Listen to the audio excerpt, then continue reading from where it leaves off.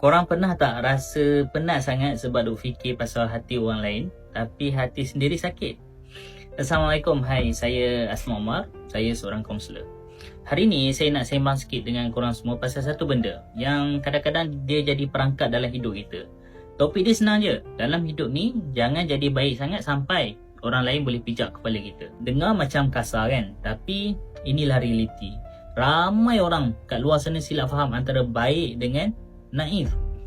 Jadi baik tu adalah satu tuntutan, kita tak nafikan. Tapi kalau sampai tak boleh nak cakap no langsung, sampai biarkan orang bully emosi kita, itu bukan baik namanya. Itu kita dah aniayai diri sendiri. Sebab ada orang yang selalu dalam keadaan burnout sebab mereka ni jenis people pleaser. Semua benda nak jaga hati orang. Kawan minta pinjam duit dalam masa kita tengah sesak, kita bagi. Bos bagi kerja lebih waktu, padahal dah nak balik dah. Kita angguk, lalas kita merana dalam ofis orang-seorang.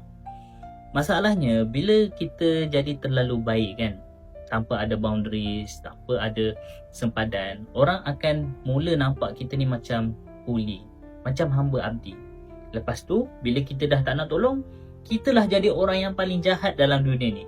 Korang rasa adil ke macam tu? Sebab tu saya nak pesan, sayang diri sebelum nak sayang orang lain. Jadi baik tu biarlah bertempat. Kalau rasa benda tu dah melampaui batas ataupun dah melampaui prinsip yang kita pegang, dah kacau kesihatan mental kita, kita kena tegas. Berani cakap no. Ingat orang yang betul-betul hargai kita, mereka takkan ambil kesempatan atas kebaikan kita.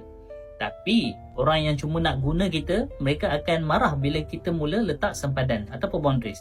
So lepas ni kalau rasa nak kena pijak tu, cepat-cepatlah angkat kepala, geng. Tunjukkan yang kita ni ada maruah, kita ada had, dan kita bukan punching bag untuk sesiapa. So jadilah orang yang baik, yang bijak, bukan orang baik yang boleh diperketak-ketikkan.